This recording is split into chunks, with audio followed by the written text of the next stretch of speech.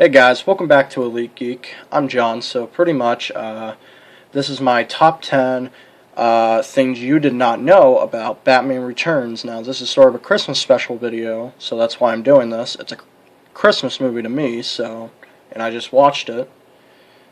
So anyway guys, let's just get right into it. Number 10, Marlon Brando, was in line to play as the Penguin originally, before it was given to Danny DeVito.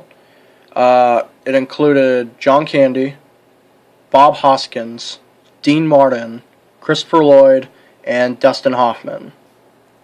I really love Danny DeVito's Penguin. I think he's a really good Penguin, so he's still one of my favorites.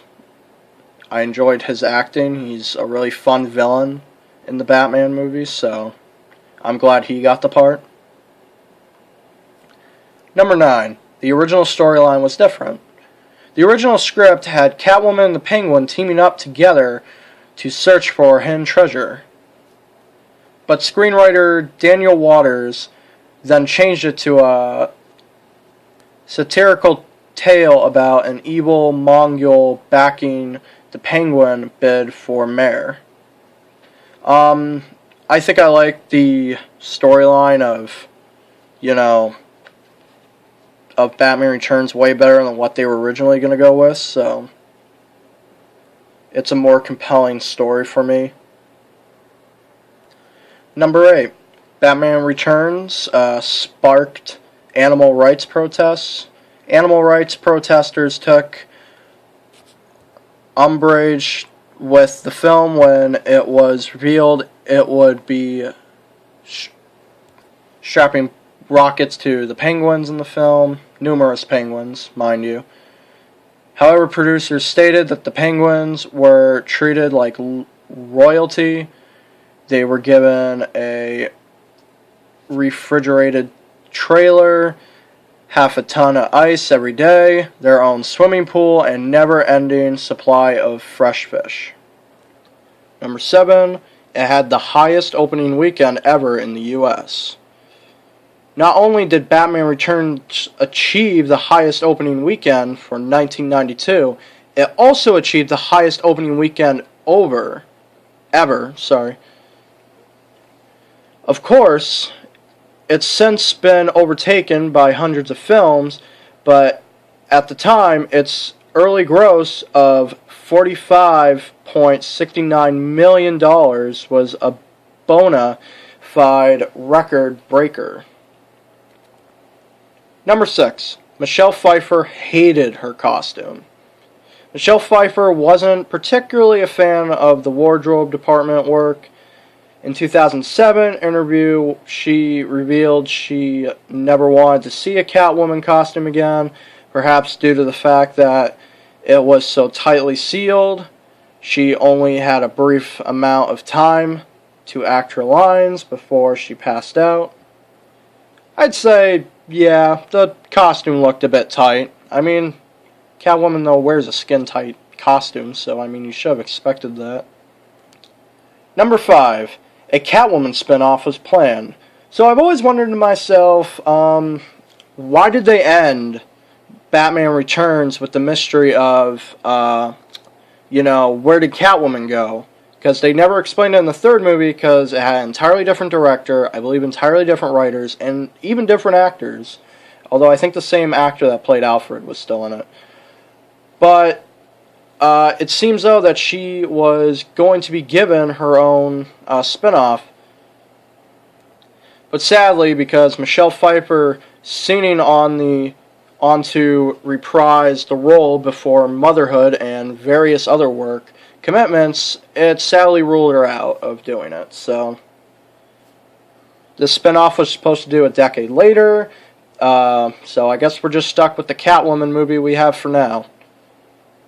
Never seen it, by the way.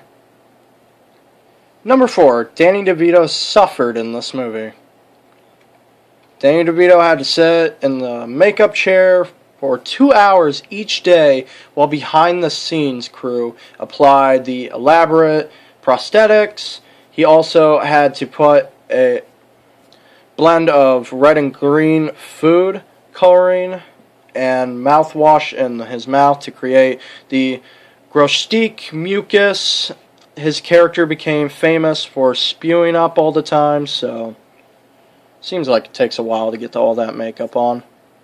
I didn't think he used much prosthetics. It's probably the nose.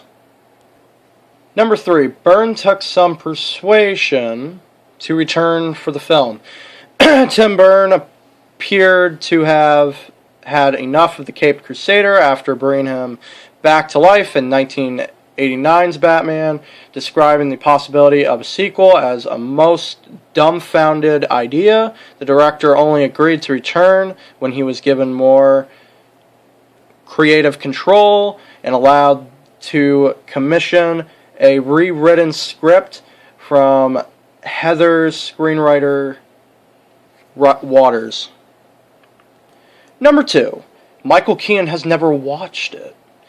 During a guest appearance on Mark Maron's WTF podcast, Michael Keaton admitted he'd never seen the full finished version of Batman Returns. The actor claimed he'd only took the role as he needed money at the time. For a real estate deal, Keaton was paid a whopping $10 million for his efforts. Number 1, producers wanted David Bowie to play Max Schreck. I said that wrong, I think. Named after Nosferatu, actor Max Schreck, Batman Returns' all-human villain, was played by Christopher Walken, but none other than David Bowie was the first name that producers had in mind. The musical icon, who instead took a role in Twin Peaks' Fire Walk With Me, had previously passed on another role. Walker then assumed Max Zorin in A View to Kill. And here's a bonus fact. You know that bird Michelle Pfeiffer puts in her mouth? That was a real bird that she put in her mouth, if any of you didn't know that. Anyway, guys, that's been my top 10 plus bonus things that you may have not known about Batman Returns. Anyway, guys, thanks for watching this video. Thanks for listening to it. Thanks for liking my channel if you like my channel. Please subscribe to me if you want to keep up with more videos and stuff, or if you just like my channel. Anyway, guys, thanks for watching. Merry Christmas. Elite out.